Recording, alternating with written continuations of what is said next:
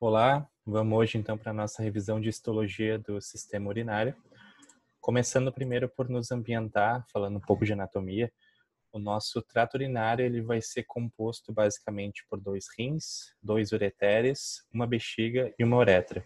Os rins vão formar a urina, essa urina vai ser conduzida por esses ureteres até a bexiga, onde ela vai ser armazenada. Depois essa urina vai escoar pela nossa uretra. Repetindo então, nosso trato urinário é composto por dois rins, dois ureteres, uma bexiga e uma uretra. Se a gente for dar um zoom então nas estruturas mais importantes aqui desse trato urinário, que no caso são os rins, a gente vai ver o seguinte, que na porção mais periférica do rim a gente vai ter o córtex, nessa porção mais interna a gente vai ter a medula. Essa imagem aqui ela enfatiza principalmente a vasculatura desse órgão. Eu vou falar para vocês rapidamente. Isso aqui é uma coisa mais de anatomia, mas é importante para que depois vocês entendam, principalmente lá na frente, a fisiologia e depois a nefrologia. Então a gente vai ter aqui em vermelho a nossa aorta abdominal, que vai se ramificar aqui para a direita em artéria renal direita, que depois vai emitir ramos aqui entre as pirâmides renais, que são as artérias interlobares, que depois vão originar as arciformes, depois as interlobulares, que daí sim vão formar aquelas arteríolas que a gente conhece, que são a arteríola aferente, que vai entrar no corpúsculo renal formando o glomérulo, vai sair como arteríola eferente, depois vaza reta e depois a gente retorna com todo o conteúdo venoso até a veia cava inferior. Uma introdução, então, ao nosso sistema urinário, falando aspectos mais generalistas. Aqui a imagenzinha do lado para que possa nos guiar. Então, nosso trato urinário, de novo, é composto por dois rins, dois ureteres, uma bexiga e uma uretra. Cada rim vai apresentar cerca de 1 milhão de néfrons. Então, dois rins vão apresentar 2 milhões de néfrons. E o néfron vai ser, então, a menor unidade funcional dentro desse processo que a gente chama de formação de urina, ou por causa da função excretora do rim. Só que a gente sabe que o rim ele apresenta outras funções, por exemplo, ativação de vitamina D, produção de eritropoetina, que vai ser o hormônio responsável pela ativação, digamos assim, da produção de hemácia e da produção de células vermelhas. Também vai participar do equilíbrio hidroeletrolítico, como, por exemplo, equilíbrio de cálcio, sódio, potássio. Também vai participar do equilíbrio ácido-base, além de ajudar a controlar a volemia e também ser capaz de produzir glicose a partir de outras substâncias, fazer gliconeogênese. Aqui um esqueminha à direita, como eu disse para vocês antes, esse trajeto da vasculatura renal começa lá na aorta abdominal, depois a artéria renal, artéria interlobar, arciforme, interlobular, depois para a gente gerar a arteríola aferente, glomérulo, eferente, vaza reta e depois retorna com todo aquele conteúdo venoso novamente. A gente vem aqui para essa imagenzinha do néter, que mostra bem aquilo que eu falei para vocês antes, o córtex renal, mais externamente, mais internamente a gente tem a medula renal, que é formada pelas pirâmides, como eu falei também. Essa pirâmide ela vai ter uma base mais próxima aqui do córtex, vai ter um ápice mais próximo aqui da pelve e do ureter.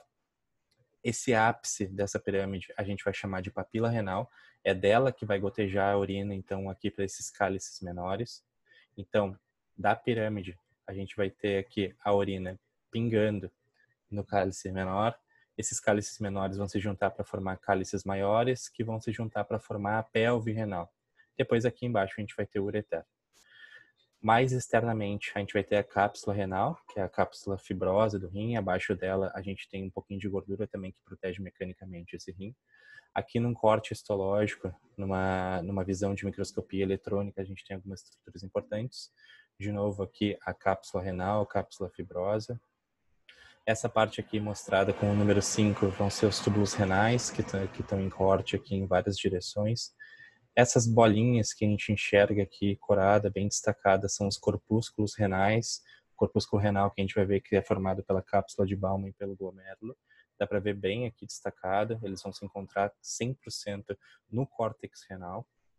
Tá, deixa eu ver aqui. É basicamente isso. E aí aqui a gente tem também o trajeto de formação da urina, que vai no sentido córtex-pelve, né? Então a gente vai ter esse filtrado passando aqui por esse corpúsculo renal lá para o espaço de Bowman, espaço urinário, no sentido do córtex renal passando para a medula, aqui como filtrado e não como urina ainda. Quando chegar na papila, aí da papila para o cálice menor a gente já vai chamar de urina, porque essa urina já está completamente formada.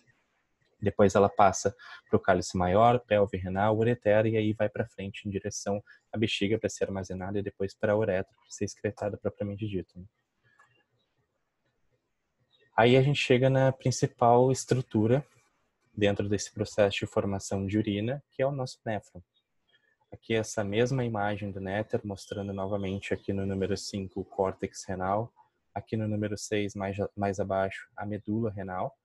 E aí aqui a gente entra no néfron. Isso aqui é bastante importante. A Lígia, quando era no presencial, ela gostava de nos pedir para desenhar isso aqui em prova, saber descrever exatamente cada porção do néfron. Então vai ser isso que eu vou dizer para vocês agora. Aqui no 1, a gente vai ter o corpúsculo renal. Só que esse corpúsculo renal ele vai ser composto pela cápsula de Bowman mais externamente. E dentro dele aqui a gente vai ter o glomérulo, que vai ser proveniente, como eu falei antes, por aquela arteríola aferente. A arteríola aferente entra, então, dentro desse corpúsculo renal, forma o glomérulo, depois sai como arteríola eferente. Se continuando aqui da cápsula de Bowman, a gente vai ter o que aqui está em azulzinho, que é o túbulo contorcido proximal. Quando o túbulo contorcido proximal, a gente tem essa parte mais fininha abaixo, que aqui está melhor demonstrada, que é a alça de Ende. A gente vai ter uma porção descendente, uma porção ascendente dela. Depois aqui nessa parte laranja, que está bem esquematizada, a gente vai ter o túbulo contorcido distal. Saindo do túbulo contorcido distal, a gente tem o túbulo coletor. Isso aqui vai variar de literatura para literatura, mas de uma maneira geral a gente tem o túbulo coletor desembocando no ducto coletor, que pega todos esses mini túbulos aqui, essas partes menorzinhas, que ainda não é chamado de urina, tá? Ainda é filtrado aqui, porque ainda tem algumas alterações nesse líquido, digamos assim.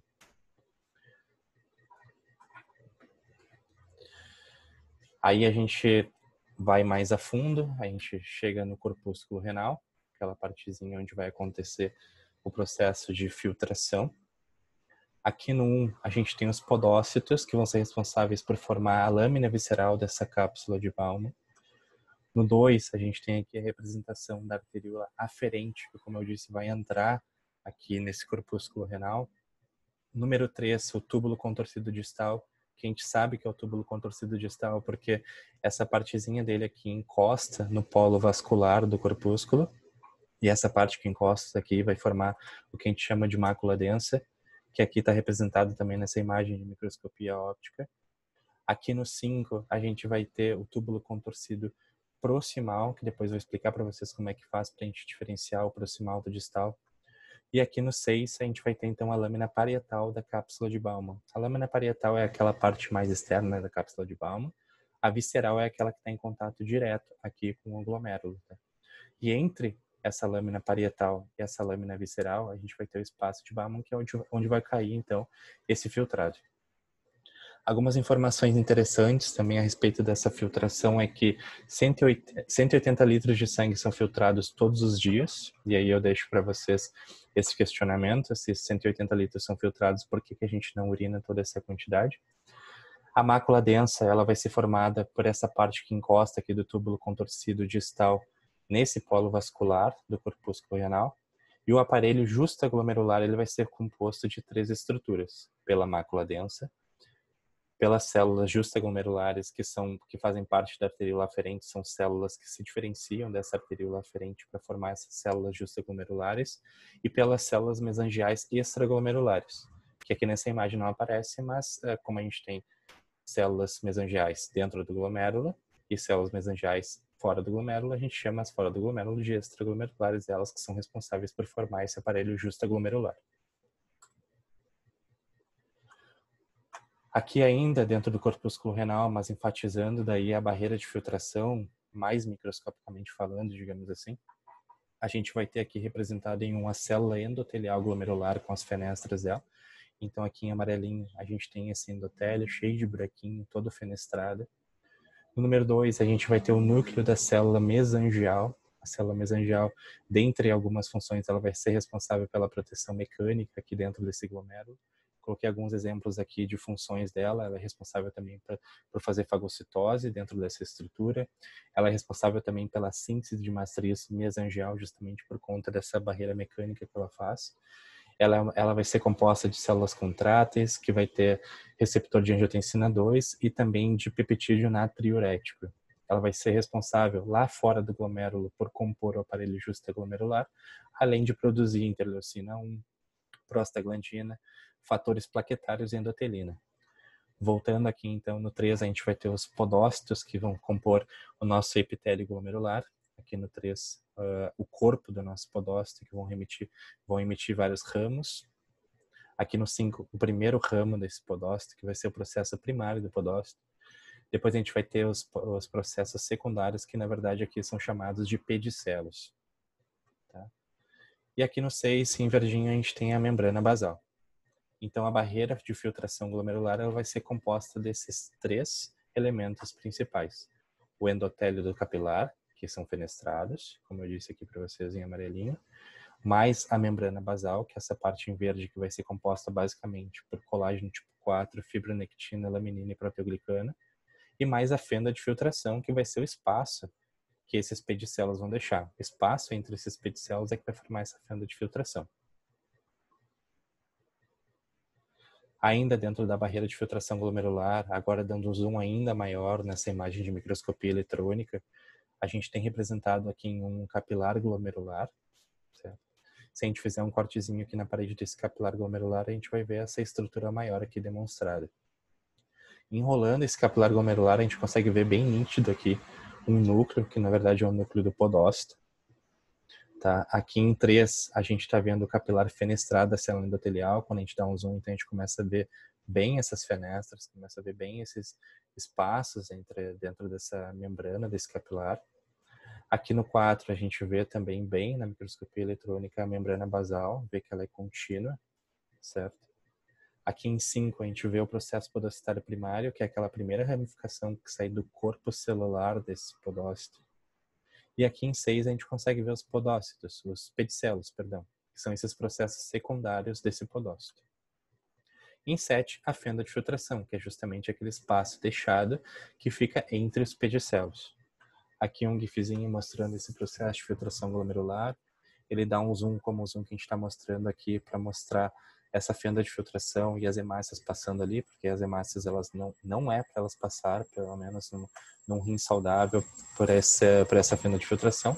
Por isso que eu coloco essas informações que eu julguei importantes aqui. Então, não passam pela barreira de filtração glomerular proteínas e elementos celulares, como os leucócitos, as células brancas ou os eritrócitos, as células vermelhas.